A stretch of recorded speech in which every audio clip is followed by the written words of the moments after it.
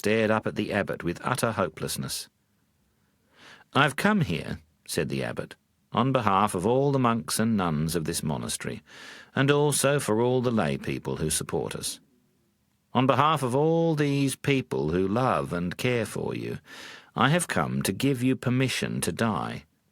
You don't have to get better." At those words, the sick monk wept. He'd been trying so hard to get better. His friends had gone to so much trouble trying to help heal his sick body that he couldn't bear to disappoint them. He felt such a failure, so guilty for not getting better. On hearing the abbot's words, he now felt free to be sick, even to die. He didn't need to struggle so hard to please his friends anymore. The release he felt caused him to cry. What do you think happened next? From that day on, he began to recover. Visiting the sick. How many of us say, "How are you feeling today?" when visiting a loved one in hospital? For a start, what a stupid thing to say. Of course they're feeling rotten, otherwise they wouldn't be in hospital, would they? Furthermore, the common greeting puts the patient in profound psychological stress. They feel it would be an act of rudeness to upset their visitors by telling the truth that they feel terrible.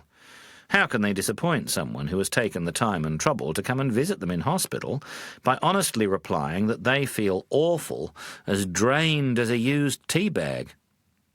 So instead they may feel compelled to lie, saying, "I think I feel a little better today," meanwhile feeling guilty that they aren't doing enough to get better. Unfortunately, too many hospital visitors make the patients feel more ill. An Australian nun of the Tibetan Buddhist tradition was dying of cancer in a hospice in Perth. I had known her for several years and would visit her often. One day she phoned me at my monastery, requesting I visit her that very day, as she felt her time was close. So I dropped what I was doing and immediately got someone to drive me the 70 kilometres to the hospice in Perth. When I checked in at the hospice reception, an authoritarian nurse told me that the Tibetan Buddhist nun had given strict instructions that no one was to visit her. "But I have come from so far especially to see her," I gently said. "I'm sorry," barked the nurse. "She does not want any visitors, and we all must respect that." "But that cannot be so," I protested. "She phoned me only an hour and a half ago and asked me to come." The senior nurse glared at me and ordered me to follow her. We stopped in front of the Aussie nun's room, where the nurse pointed to the big paper sign taped to the closed door. "Absolutely no visitors." "See?" said the nurse. As I examined the notice, I read some more words, written in smaller letters underneath. "Except Ajahn Brahm." So I went in. When I asked the nun why she had put up the notice with the special exception, she explained that when all her other friends and relations came to visit her, they became so sad and miserable seeing her dying that it made her feel much worse. "It's bad enough dying from cancer," she said, "that it's too much to deal with my visitors' emotional problems as well."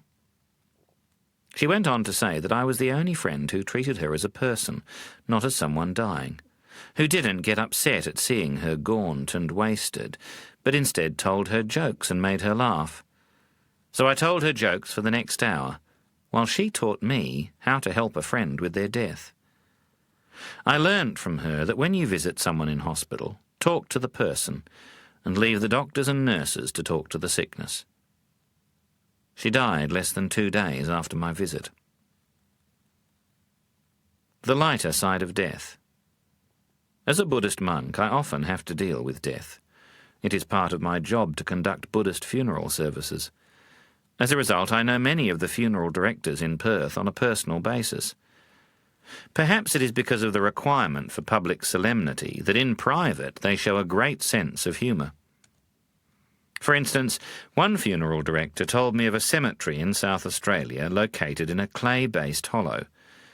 They had seen it happen several times, they told me, that just after they had lowered the coffin into the grave, a heavy shower would come and water would pour into the hole. With the priest saying the prayers, the coffin would slowly float up into full view. Then there was the vicar in Perth, who at the very beginning of the service inadvertently leant on all of the buttons on the lectern. All at once, and in the middle of his reading, the coffin began moving through the curtain, his microphone cut out, and the bugle calls of the last post reverberated through the chapel. It didn't help that the deceased was a pacifist. One particular funeral director was of the habit of telling me jokes as we walked together ahead of the hearse and the following cortege through the cemetery to the graveside. At the punchline to each of his jokes, which were all very funny, he would dig me in the ribs with his elbow and try to make me laugh.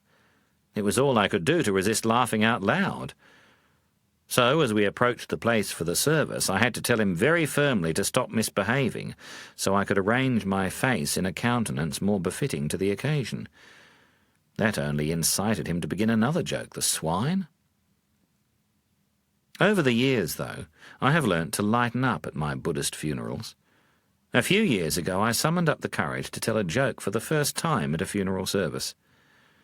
Shortly after I began the joke, the funeral director, standing at the back of the bereaved, figured out what I was about to do and made faces at me, desperately trying to make me stop. It is simply not done to crack a joke at a funeral service. But I was determined. The funeral director's face went whiter than one of his corpses. At the end of the joke, the mourners in the chapel broke freely into laughter, and the funeral director's once contorted face relaxed with relief. The family and friends all congratulated me afterwards.